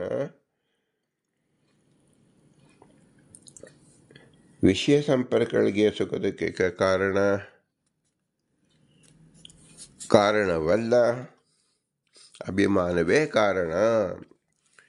ಆತ್ಮನಾಶ್ರಿತೈ ವಿಷಯ ಭಾವ ಸಂಬಂಧಾಭಾವದೆಯ ಸಂಬಂಧೋ ನಾಸ್ತಿ. ಸುಖ ದುಃಖ ಜ್ಞಾನ ಮೊದಲಾದವುಗಳು ಮನಸ್ಸಿನ ವಿಕಾರಗಳು. ಆದ್ದರಿಂದ ಮನೋಧರ್ಮಗಳು ಇವುಗಳ ಗ್ರಹಿಕೆ ಆತ್ಮನಿಗೆ ಮಾತ್ರವೇ ಸುಖ ದುಃಖಾದಿಗಳು ಆತ್ಮನಲ್ಲಿ ಒಂದು ರೀತಿಯ ಪರಿಣಾಮವನ್ನು ಉಂಟು ಮಾಡುತ್ತದೆ. ಇದಕ್ಕೆ ಕಾರಣ ಇದು ಈ ಮನಸ್ಸು ತನ್ನದು ಎಂಬ ಅಭಿಮಾನ. ಹೀಗೆ ಆತ್ಮ ಸಂಬಂಧ ವಿಷಯಗಳಲ್ಲಿ ಆಸಕ್ತಿ ಮತ್ತು ಅಭಿಮಾನವಿದ್ದರೆ ಮಾತ್ರ ಆತ್ಮನ ಸುಖ ದುಃಖಕ್ಕೆ ಕಾರಣವಾಗುತ್ತದೆ. ನ ಚ ಆಗಮಪಾಗಿತ್ವೇಪಿ ಪ್ರವಾಹ ರೂಪತ್ವೇನ ನಿತ್ಯತ್ವಮಸ್ತಿ ಸುಪ್ತಿ ಪ್ರಳಯಾದೌ ಅಭಾವ ಇಚ್ಛಾಹ ನಿತ್ಯ ಇತಿ. ಸುಖ ದುಃಖಗಳ ಅನುಭವ ಅಸ್ಥಿರವಾದರೂ ಅದು ಪ್ರವಾಹ ರೂಪದಿಂದ ನಿತ್ಯವಾಗಿರಬಹುದು ಅನ್ನುವುದಾದರೆ ನಿದ್ದೆ ಮತ್ತು ಮೂರ್ಛಾವಸ್ಥೆಗಳಲ್ಲಿ ಈ ಸಂಬಂಧ ಸುಖ ದುಃಖವನ್ನು ಉಂಟು ಮಾಡುವುದಿಲ್ಲ. ವಿಷಯ ಸಂಬಂಧಗಳು ನಿರಂತರವಾಗಿ ಸುಖ ದುಃಖವನ್ನು ಉಂಟು ಮಾಡುವುದಿಲ್ಲ ಎಂಬುದನ್ನು ಅನಿತ್ಯ ಎಂದು ತಿಳಿಸುತ್ತದೆ. ಅತಶ್ಯಾತ್ಮನೋ ದೇಹಾಧ್ಯಾತ್ಮಭ್ರಮಃ ಏವ ಸುಖದುಃಖ ಕಾರಣಂ. ಅತ ತದ್ವಿಮುಕ್ತಸ್ಯ ಬಂಧುಮರಣಾದಿ ದುಃಖಂ ನ ಸಂಭವತಿ. ಅಥೋ ಅಭಿಮಾನಂ ಪರಿತ್ಯಜನ್ ಶೀತೋಷ್ಣಾದಿಂ ತಿತಿಕ್ಷಸ್ವ. ಆತ್ಮನಿಗೆ ದೇಹಾದಿಗಳಲ್ಲಿ ನನ್ನದು ಎಂಬ ಅಭಿಮಾನವೇ ದುಃಖಕ್ಕೆ ಕಾರಣ. ಯಾರು ಬಂಧುಗಳಲ್ಲಿ ಅಭಿಮಾನವನ್ನು ಇಟ್ಟಿರುವುದಿಲ್ಲವೋ ಅಂಥವರಿಗೆ ಬಂಧುಗಳ ಮರಣದಿಂದ ದುಃಖವಾಗುವುದಿಲ್ಲ. ಆದ್ದರಿಂದ ಭೀಷ್ಮ ದ್ರೋಣಾದಿಗಳು ನನ್ನವರು ಎಂಬ ಅಭಿಮಾನವನ್ನು ಬಿಟ್ಟುಬಿಡು, ಆಗ ದುಃಖಕ್ಕೆ ಕಾರಣ ಆಗುವುದಿಲ್ಲ ಅಂತ ಹೇಳಿ ಕೃಷ್ಣ ಅರ್ಜುನಿಗೆ ಬೋಧಿಸಿದ. ಇದರ ತಾತ್ಪರ್ಯವೇನೆಂದರೆ ತದ್ದರ್ಶನ ನಿಮಿತ್ತಂ ಷೋಡವ್ಯಮಿತ್ಯಾಹ ಮಾತಾ ಸ್ಪರ್ಶ ಇತಿ ವಿಷಯ ಸಂಬಂಧ. ಮಾತಾ ಸ್ಪರ್ಶ ವಿಷಯ ಸಂಬಂಧಗಳು ದೇಹನಾಶಿಯಿಂದ ಬರಬಹುದಾದ ಶೋಕವನ್ನು ಅಭಿಮಾನ ಬಿಟ್ಟು ಪರಿಹರಿಸಿಕೊಳ್ಳಬೇಕು. ದೇಹಾದಿಗಳ ಮೇಲಿನ ಅಭಿಮಾನದಿಂದ ದುಃಖವು ಉಂಟಾಗುವುದರಿಂದ ದುಃಖ ಬರದಿರುವ ಅಭಿಮಾನವನ್ನು ಬಿಡಬೇಕು. ನನ್ನ ಬಂಧು ಬಾಂಧವರು ಸತ್ತರೆ ಅವರು ಇದ್ದಾಗ ಅವರ ಮೂಲಕ ಬದುಕುತ್ತಿದ್ದ ಸುಖದಿಂದ ವಂಚಿತರಾಗುತ್ತೇನೆ. ನನ್ನ ಶಸ್ಸಿಂದ ಗಾಯಗೊಂಡ ಅವರ ವಿಕೃತ ದೇಹವನ್ನು ನಾನು ನೋಡಬೇಕಾಗುತ್ತದೆ. ಇದು ನನ್ನ ದುಃಖಕ್ಕೆ ಕಾರಣ ಎಂದು ಅರ್ಜುನ ಹೇಳಿದಾಗ ಗಂಧ ರಸ ರೂಪ ಸ್ಪರ್ಶ ವಿಷಯಗಳಿಗೆ ಪ್ರಾಣ ರಚರ ಚಕ್ಷು ತ್ವಚ ಶ್ರೋತೃ ಇಂದ್ರಿಯಗಳಿಗೆ ಸಂಪರ್ಕವಾಗುವುದೇ ಮಾತಾಸ್ಪರ್ಶಗಳು. ಬಾಂಧವರು ಸತ್ತರೆ ಅಂದರೆ ಮಡಿದರೆ ಸುಖಹಾನಿ ದುಃಖ ಪ್ರಾಪ್ತಿ ಇದೆ ಅರ್ಜುನನ ಚಿಂತನೆ. ಸುಖ ದುಃಖಗಳ ಕಾರಣ ಆಯಾಯ ವ್ಯಕ್ತಿಯ ಭಾವನೆಯೇ ಇದೆ ವಿಷಯದ ಅಭಿಮಾನ. ಅನುಭವ ಮೂಲಕ ಸುಖ ದುಃಖಗಳಿಗೆ ಕಾರಣವಾಗ ವಿಷಯ ಸಂಬಂಧಗಳು ಆಗಮಪಾಯಿಗಳು ತಾತ್ಕಾಲಿಕಗಳು, ನಿರಂತರವಲ್ಲ, ಸಾರ್ವಕಾಲಿಕವಲ್ಲ. ವಿಷಯ ಸಂಬಂಧಗಳು ಇದ್ದರೂ ಕೆಲವೊಮ್ಮೆ ಸುಖ ದುಃಖ ಆಗುತ್ತದೆ, ಕೆಲವೊಮ್ಮೆ ಆಗುವುದಿಲ್ಲ. ಜ್ಞಾನ ಹೊಂದಲು ಆತ್ಮ ಮನಸ್ಸಿನೊಂದಿಗೆ ಸೇರಬೇಕು, ಮನಸ್ಸು ಇಂದ್ರಿಯಗಳೊಂದಿಗೆ ಸೇರಬೇಕು, ಇಂದ್ರಿಯಗಳು ವಿಷಯ ಪದಾರ್ಥಗಳಿಗೆ ಸೇರಬೇಕು. ಆದರೆ ನಿದ್ರಾ ಕಾಲದಲ್ಲಿ ಕಣ್ಣು ಮತ್ತು ನಾಲಿಗೆಗೆ ವಿಷಯ ಸಂಪರ್ಕವಿಲ್ಲ. ಕಿವಿಗೆ ಶಬ್ದದೊಂದಿಗೆ, ಮೂಗಿಗೆ ಗಂಧದೊಂದಿಗೆ ಸಂಪರ್ಕವಾದರೂ ಈ ಎರಡೂ ಇಂದ್ರಿಯಗಳೊಂದಿಗೆ ಮನಸ್ಸಿನ ಸಂಪರ್ಕ ಇರುವುದಿಲ್ಲ. ಕಾರಣ ಮನಸ್ಸು ದೇಹದಲ್ಲಿರುವ ನಾಡಿಯೊಳಗೆ ಸೇರಿಕೊಂಡಿರುತ್ತದೆ. ಆದರೆ ತ್ವಗೀಂದ್ರಿಯವು ಚರ್ಮ ದೇಹದ ಎಲ್ಲ ಭಾಗಗಳಲ್ಲೂ ವ್ಯಾಪಿಸಿರುವುದರಿಂದ ಮನಸ್ಸಿನೊಡನೆ ಬಾಹ್ಯ ವಿಷಯಗಳೊಡನೆ ಸಂಪರ್ಕ ಇದ್ದೇ ಇದ್ದರೂ ಜ್ಞಾನ ಇರುವುದಿಲ್ಲ. ಜ್ಞಾನ ಬದುಕಲು ಅಭಿಮಾನದ ಸಹಾಯ ಬೇಕೇ ಬೇಕು. ಈ ವಿಷಯವನ್ನು ಹೆಚ್ಚು ಸ್ಪಷ್ಟಪಡಿಸಲು ಶೀತ ಉಷ್ಣ ಪದವನ್ನು ಉಲ್ಲೇಖಿಸಿದ್ದಾರೆ. ಮಲಗಿದ್ದಾಗ, ಮೂರ್ಛೆ ಹೋದಾಗ ಮತ್ತು ಅಸಂಪ್ರಜ್ಞಾತ ಸಮಾಧಿಯಲ್ಲಿದ್ದಾಗ ವಿಷಯ ಸಂಬಂಧವಿದ್ದರೂ ಅವುಗಳಿಂದ ಸುಖದ ಕೂಡ ಆಗುವುದಿಲ್ಲ. ಇದನ್ನು ಒತ್ತಿ ತಿಳಿಸಲು ಗೀತೆಯಲ್ಲೂ ಅನಿತ್ಯ ಎಂಬ ಪುನರುಕ್ತಿ ಇದೆ. ಆಗಮ ಅಪಾಯಿ ಬಂದು ಹೋಗುವರು. ಅರ್ಜುನ, ನಿನ್ನ ಬಾಂಧವರು ದೇಹದಲ್ಲಿ ಗಾಯವಾದಾಗ, ರಕ್ತ ಸುರಿದಾಗ ನನಗೆ ದುಃಖವೆನಿಸುತ್ತೆ. ಅದರ ಅಗಲುಕವೆಯಿಂದ ಅವರ ಒಡನಾಟದ ಸುಖವಿಲ್ಲದಂತಾಗುತ್ತದೆ ಎಂಬುದು ನಿನ್ನ ಚಿಂತನೆ. ಗಾಯವನ್ನು ನೋಡುವರಲ್ಲಿ ಜೊತೆಯಲ್ಲಿ ನನ್ನವರೂ ಎಂಬ ಅಭಿಮಾನವೂ ಇರಬೇಕು. ಆಗ ದುಃಖವೆನಿಸುವುದು ಸಹಜ. ಈ ಕಾರಣ ನೀನು ದುಃಖವನ್ನು ಛೇದಿಸಲು ಕಾರಣವಾಗಬಾರದು. ಧರ್ಮಯುದ್ಧವನ್ನು ಬಿಟ್ಟು ಭೀಷ್ಮಾದಿಗಳನ್ನು ಅಭಿಮಾನವನ್ನು, ನಿನ್ನ ಧರ್ಮವನ್ನು ಛೇದಿಸಬೇಡ. ಭೀಷ್ಮ ದ್ರೋಣರು ಅಧರ್ಮದ ಕಡೆ ನಿಂತಿದ್ದಾರೆ. ಯಂ ಹೀನ ವ್ಯತಿಯಂತೇತೆ ಪುರುಷಂ ಪುರುಷಸ್ಯ ಸುಖ ದುಃಖಂ ಧೀರಂ ಸೋಮೃತಾಯ ಕಲ್ಪತೆ. ಯಾರ ಅಭಿಮಾನವನ್ನು ಛೇದಿಸಿ ವಿಷಯ ಸಂಬಂಧಗಳಿಂದ ಒದಗುವ ಸುಖ ದುಃಖಗಳನ್ನು ಸಮಾನವಾಗಿ ಕಾಣಬಲ್ಲರೋ ಅಂತಹವನು ಮೋಕ್ಷಕ್ಕೆ ಅರ್ಹ. ಅಭಿಮಾನವನ್ನು ಕ್ರಮೇಣ ತ್ಯಾಗ ಮಾಡುವ ರೀತಿ ಏನೆಂದರೆ, ಸುಖ ದುಃಖಗಳು ಒದಗಿದಾಗ ಅದರಿಂದ ಆಗುವ ಏರಿಳಿತವನ್ನು ತಡೆಯುವ ಹತೋಟಿಯಲ್ಲಿಡಲು ಪ್ರಯತ್ನ ಪಡಬೇಕು. ಹೀಗೆ ಕಾಲಕ್ರಮೇಣ ಸಮ ಸುಖ ದುಃಖ ಸ್ಥಿತಿಯನ್ನು ಹೊಂದಬಹುದು. ದುಃಖವೂ ಹೇಗೆ ಬೇಡವೋ ವಿಷಯ ಸುಖವೂ ನಮಗೆ ಬೇಡ, ಕಾರಣ ಅದು ದುಃಖಕ್ಕೆ ಹೇತುವಾದ್ದರಿಂದ ಎಂಬ ಉದಾಹರಣ ಸ್ಥಿತಿ ಪಡೆಯಬಹುದು. ಅತ ಪ್ರಯೋಜನಮಃ ಯಮೇತೆ ಮಾತಾ ಸ್ಪೃಶ್ಯಾಹ ನ ವ್ಯತಿಯಂತಿ ಪುರಿ ಶಯಮೇವ ಸಂತಂ ಶರೀರ ಸಂಬಂಧಾಭಾವೇ ಸರ್ವೇಷಾಮೇವ ವ್ಯಥಾ ಭವತು ಪುರುಷಮಿತ್ಯ ವಿಶೇಷಣಂ. ಕಥಂ ನ ವ್ಯತಿಯಂತಿ ಸಮದುಃಖ ಸುಖತ್ವಾತ್ ತತ್ಕಥಂ ಧೈರ್ಯೇಣ. ಅಭಿಮಾನಿ ತ್ಯಾಗಿಗೆ ಸುಖ ದುಃಖ ವೈಷಮ್ಯವನ್ನು ಉಂಟು ಮಾಡುವುದಿಲ್ಲ, ಅಂಥವನು ಮೋಕ್ಷಯೋಗ್ಯ. ಅಭಿಮಾನಿ ತ್ಯಾಗಿಗೆ ಪುರುಷ ಎಂದು ಕರೆಯುತ್ತಾರೆ. ಶರೀರ ಪರಿಜ್ಞಾನ ಇರುವನು ಪುರುಷ. ಮನಸ್ಸಿನಲ್ಲಿ ಸುಖ ದುಃಖ ರೂಪ ವಿಕಾರವಾದರೂ ಆತ್ಮನಿಗೆ ವಿಕಾರವಾಗದಂತೆ ತಡೆಯುವ ಸತತ ಯತ್ನ ಸಮ ದುಃಖ ಸುಖತ್ವ ಒದಗಲು ಸಹಕಾರಿಯಾಗುತ್ತದೆ. ಯಾರ ಅಭಿಮಾನ ಛೇದಿಸಿ ಸ್ವಧರ್ಮ ಪಾಲಿಸುತ್ತಾರೋ ಅಂತವರು ಮಹಾಫಲ ಪಡೆಯುವರು.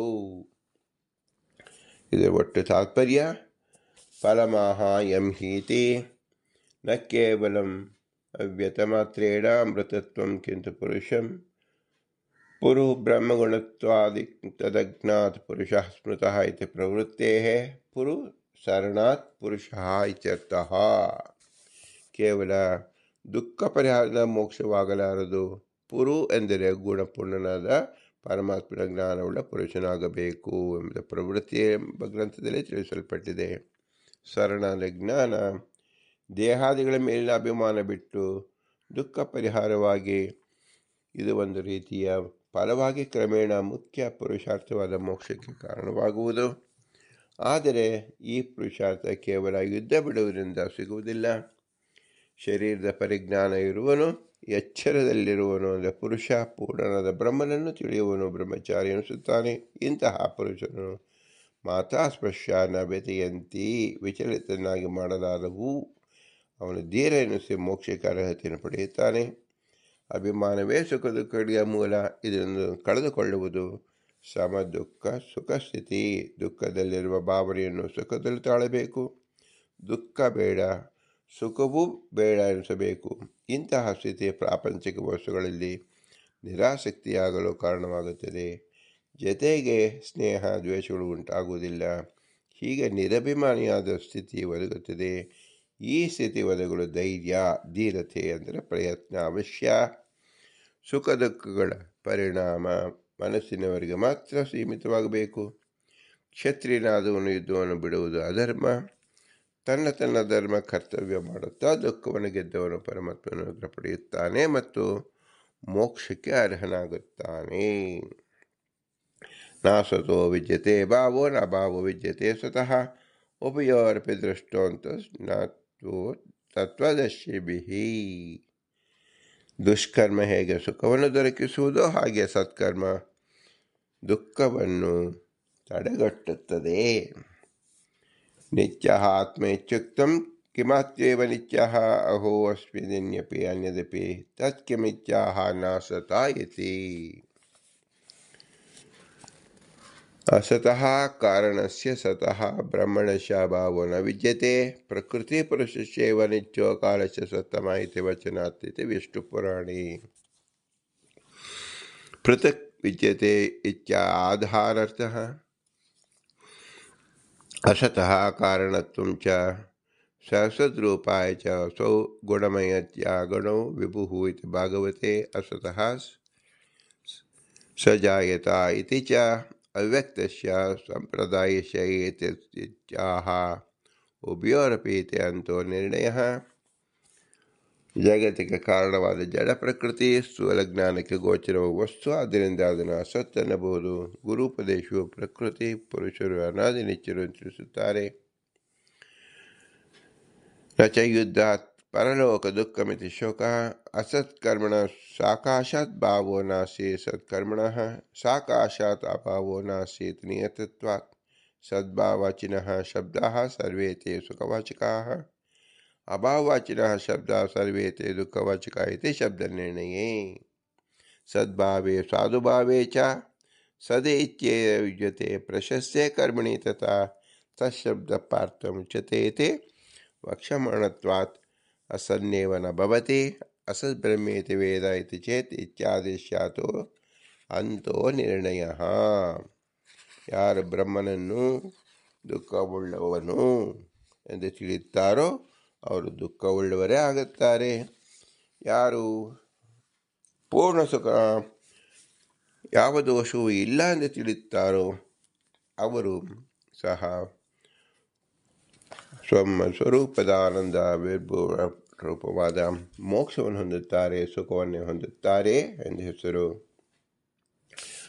ನಾರಾಯಣ ದ್ವೇಷಿಗಳು ಮತ್ತು ಅವರ ಅನುಯಾಯಿಗಳು ದಂಡಿಸುವುದು ಸತ್ಕರ್ಮವಾಗಿದೆ. ಆದ್ದರಿಂದ ಯುದ್ಧದಿಂದ ಪರಲೋಕದಲ್ಲಿ ದುಃಖ ಉಂಟಾಗುವ ಸಂಭವ ಇಲ್ಲ.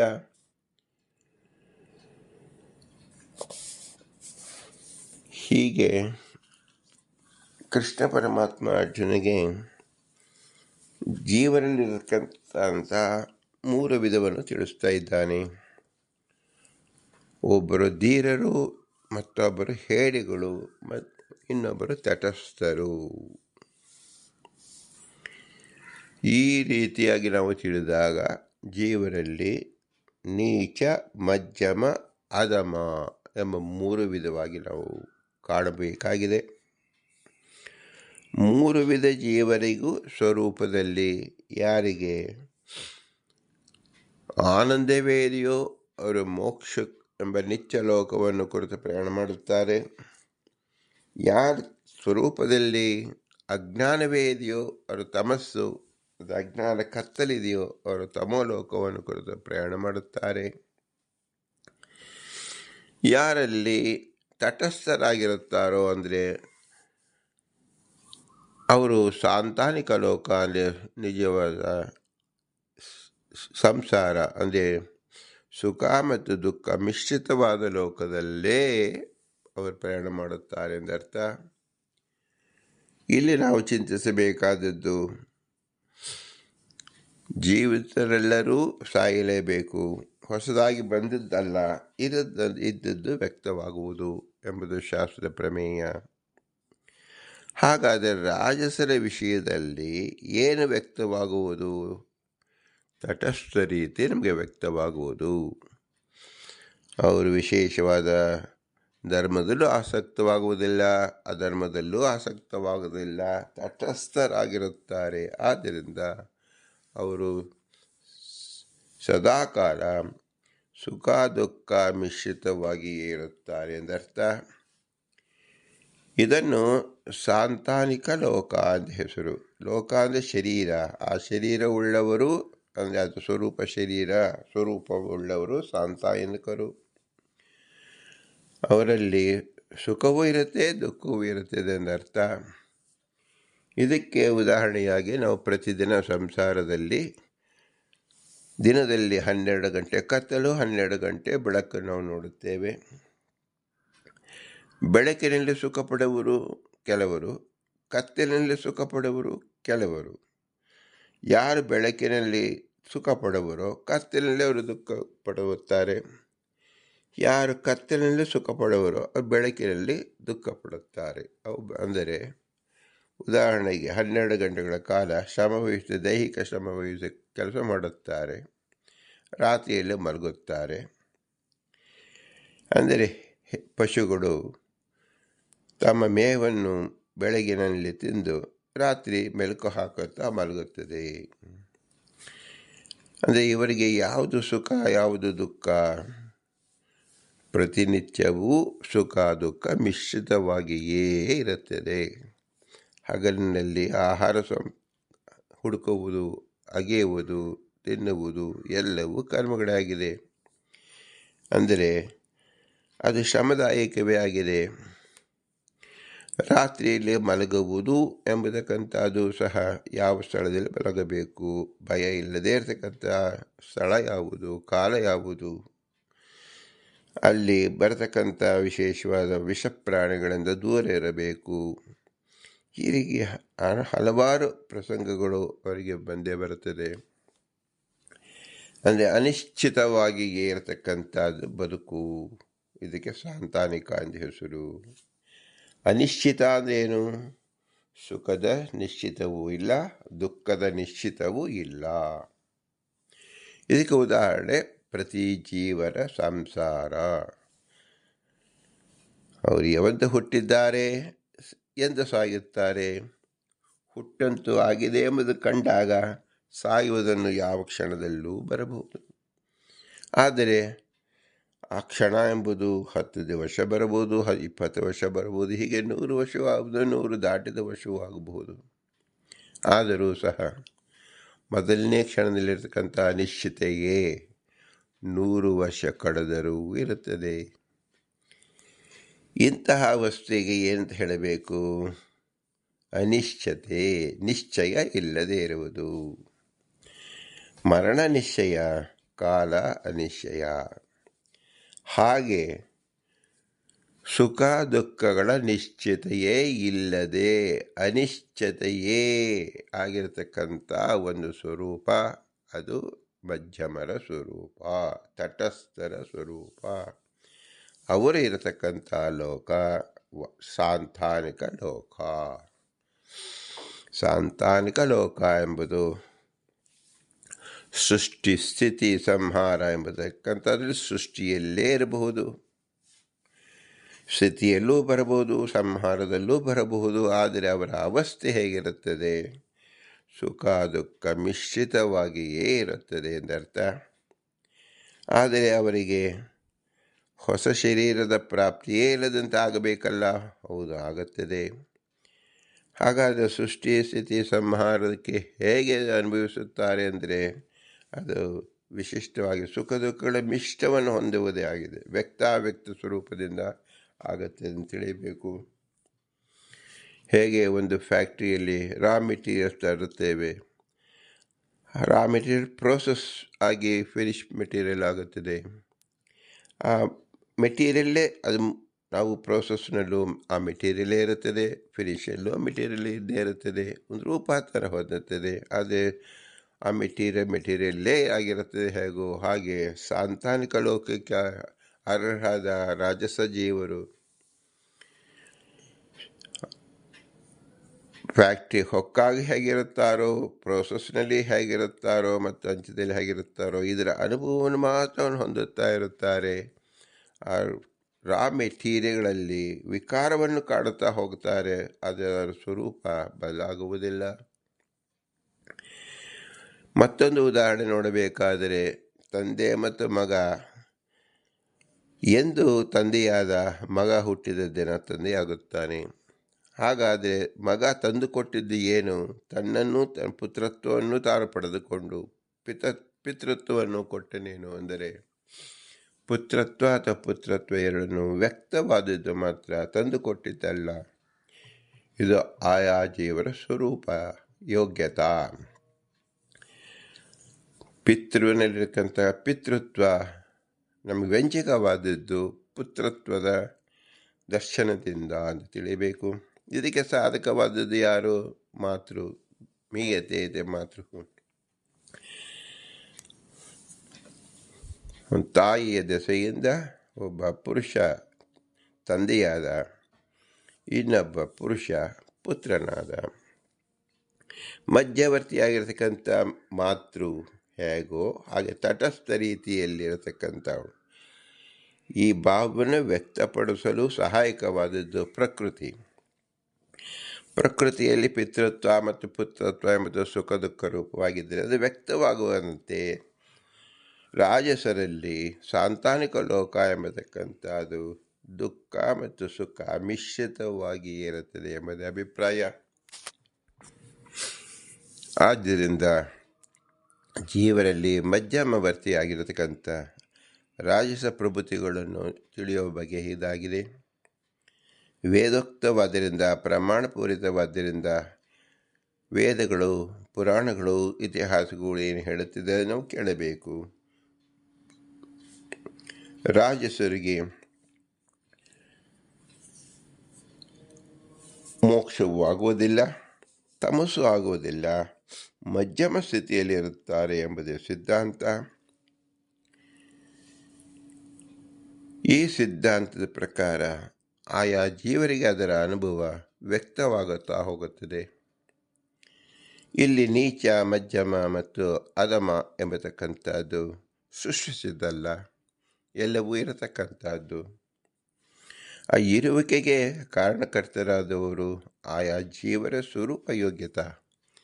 ಹೇಗೆ ಪಿತೃತ್ವ ಮತ್ತು ಪುತ್ರತ್ವ ಎಂಬುದು ಪುತ್ರನಿಂದ ಪಿತೃತ್ವ ಇದ್ದಿದ್ದು ಗೋಚರವಾಗಿದೆ ಹೊರತು ಹೊಸದು ಒಂದು ತಂದುಕೊಟ್ಟಿದ್ದಲ್ಲ.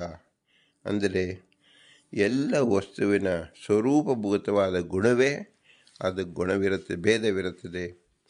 ಇನ್ನೊಂದು ವಸ್ತುವನ್ನು ತಿಳಿಯಲ್ಪಡತಕ್ಕಂಥ ಯೋಗ್ಯತೆ ಆಯಾ ವಸ್ತುಗಳ ಸಹಜವಾಗಿಯೇ ಇರುತ್ತದೆ ಹೊರತು ಸವಿಷಯಕವಾಗಿ ಇನ್ನೊಂದು ವಿಷಯಗಳ ಮೂಲಕವಾಗಿ ಬರತಕ್ಕಂಥ ಜ್ಞಾನವಲ್ಲ. ಇದನ್ನು ಸಾಕ್ಷ್ಯ ಸಿದ್ಧ ಎಂದ ಹೆಸರು. ಸಹ ಅಕ್ಷಿ ಅಂದರೆ ಸ್ವಯಮೇನ ಸಿದ್ಧಿ. ಇದಕ್ಕೆ ಬೇರೆ ಪ್ರಮಾಣಗಳ ಅವಶ್ಯಕತೆ ಇರುವುದಿಲ್ಲ. ನಾನು ನನ್ನನ್ನು ತಿಳಿದುಕೊಳ್ಳುವುದಕ್ಕೆ ಯಾವ ಪ್ರಮಾಣದ ಅವಶ್ಯಕತೆಯೂ ಇಲ್ಲ.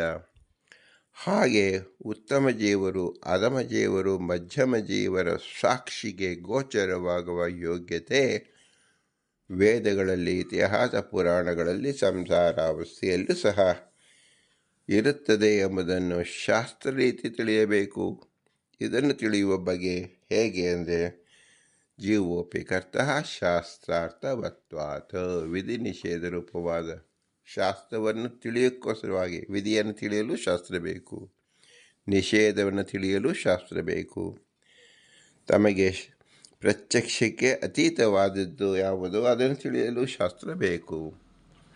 ಹಾಗೆ ಎಲ್ಲ ಜೀವರು ಅವರವರಿಗೆ ವೇದ್ಯವಾದರೂ ಪರಬುದ್ಧಿ ಅಪ್ರತ್ಯಕ್ಷತ್ವಾತ್. ಬೇರೆಯ ಜೀವರು ಯಾರಿಗೂ ಕಾಣಿಸಿಕೊಳ್ಳುವುದಿಲ್ಲ. ಅದು ಅನುಮಾನದಿಂದ ಮಾತ್ರ ನಾವು ನೋಡಬೇಕು, ತಿಳಿಯಬೇಕು.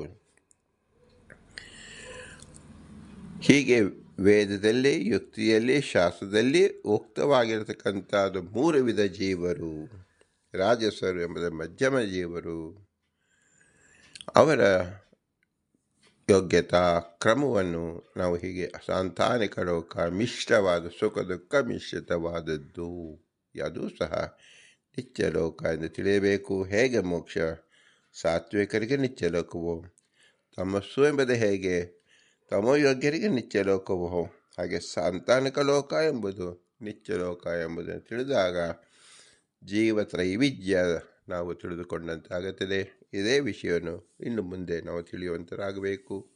ಪುರಂದರದಾಸರು ಇದನ್ನು 10 ಜನ ವರದರನ್ನು ತಿಳಿಸಿಕೊಡುವುದರಿಂದ ಜೀವನ ಪ್ರಕರಣದಲ್ಲಿ ವಿಶೇಷ ಕಾರ್ಯ ನಮಗೆ ತಿಳಿಸಿಕೊಡುತ್ತಿದ್ದಾರೆ. ಆದ್ದರಿಂದ ಅವರಿಗೆ ಅನಂತಾನಂದ ನಮಸ್ಕಾರವನ್ನು ಸಲ್ಲಿಸಿ ಅವರ ಅಂತರ್ಯಾಮಪುರದ ವಿಠನಿಗೆ ಭೂಯಿಷ್ಠ ಅಂದರೆ ಮುಕ್ತಿ ವಿಧೇಯ ಎಂದು ಹೇಳಿ, ಇಂತಹ ಶ್ರೇಷ್ಠವಾದ ಜ್ಞಾನ ಮನುಷ್ಯ ಜನ್ಮದಲ್ಲಿ ಮಾತ್ರ ಸಾಧ್ಯ. ಮನುಷ್ಯ ಜನ್ಮಕ್ಕೆ ಸಹಕಾರಿಯಾದ ತಂದೆ ತಾಳ ಅನುಗ್ರಹ ರೂಪವನ್ನು ಚಿಂತಿಸಬೇಕು. ತಂದೆ ತಾಳ ಇರುವಿಗೆ ನೆರವಾದ ಗುರು ಹಿರಿಯರ ಅನುಗ್ರಹ ರೂಪವನ್ನು ಚಿಂತಿಸಬೇಕು. ಇವರಲ್ಲಿ ತತ್ವಾಭಿಮಾನಿ ದೇವತೆಗಳು ನಿಂತು ಈ ಜ್ಞಾನವನ್ನು ಪ್ರಸಾರ ಮಾಡಿದಿಂದ ಅವರ ಅನುಗ್ರಹ ರೂಪವನ್ನು ಚಿಂತಿಸಬೇಕು. ವಾಯುದೇವರು ಸಕಲರಲ್ಲೂ ನಿಂತು ವಿಷ್ಣುವಿನ ಆಜ್ಞೆಯಂತೆ ಸಕಲರಿಗೂ ಜ್ಞಾನವನ್ನು ಪ್ರಸಾರ ಮಾಡೋದ್ರಿಂದ ಮೂಲ ಗುರುವಾದ ವಾಯುದೇವರಿಗೆ ವಿಶಿಷ್ಟವಾಗಿ ನಾವು ಸ್ಮರಣೆ ಮಾಡಿಕೊಳ್ಳಬೇಕು, ಪೂಜಿಸಬೇಕು, ಧ್ಯಾನಿಸಬೇಕು. ಆದರೂ ಇವರೆಲ್ಲರೂ ಅಸ್ವತಂತ್ರರು. ಸ್ವತಂತ್ರ ಭಗವಂತ ಲಕ್ಷ್ಮೀನಾರಾಯಣ ಮಾತ್ರ. ಇವರೇ ನಮ್ಮ ಬಿಂಬರೂಪ. ನಮ್ಮ ಬಿಂಬನೇ ಎಲ್ಲರಲ್ಲೂ ನಿಂತು ಈ ಕೃತಿ ನಡೆಸುವುದರಿಂದ ಇದೆಲ್ಲವೂ ಬಿಂಬೋಪಾಸನೆ ಅನಿಸುತ್ತದೆ. ನಮಗೆ ಸಕಲ ಇಷ್ಟವನ್ನು ಕೊಡ್ತಕ್ಕಂಥದ್ದು ಕೇವಲ ಬಿಂಬರೂಪ ಮಾತ್ರ. ಬಿಂಬರೂಪನೇ ಸಾತ್ವಿಕರಲ್ಲೂ ರಾಜಸರಲ್ಲೂ ತಾಮಸರಲ್ಲೂ ಏಕರೂಪವಾಗಿಯೇ ಇರುತ್ತಾನೆ ಮತ್ತು ಆಯಾ ವ್ಯಕ್ತಿಗಳ ಸ್ವರೂಪವನ್ನು ಮಾತ್ರ ಬಯಲು ಮಾಡುತ್ತಾನೆ. ಅದೇ ಅಂತಿಮವಾದ ದರ್ಶನವಾಗುತ್ತದೆ. ಇದನ್ನು ತಿಳಿದುಕೊಂಡಾಗ ನಾವು ಬಿಂಬೋಪಾಸನೆಗೆ ಅರ್ಥ ಬರುತ್ತದೆ. ಆದ್ದರಿಂದ ನಮ್ಮ ಈ ಬಿಂಬನಿಗೆ ನಾವು ಉಪಕಾರವನ್ನು ಹೇಗೆ ಸ್ಮರಿಸುವುದು ಅಂದರೆ ಭೂಯಿಷ್ಠ ಅಂತ ನಮ್ಮ ಉಕ್ತಿಮಿದೇಮ, ಭೂಯಿಷ್ಠ ಅಂತೆ ಉಕ್ತಿಮಿದೇಮ, ಭೂಯಿಷ್ಠ ಅಂತೆ ಉಕ್ತಿಮಿದೇಮ ಅಂತೇಳಿ ವಿನಮ್ರವಾಗಿ ನಮಿಸೋಣ. ಭಾರತೀಯ ಮುಖ್ಯ ಪ್ರಾಣ ಅಂತ ಶ್ರೀಕೃಷ್ಣ ಅರ್ಪಣಮಸ್ತು. ಹರಿ ಓಂ, ಹರಿ ಓಂ, ಹರಿ ಓಂ.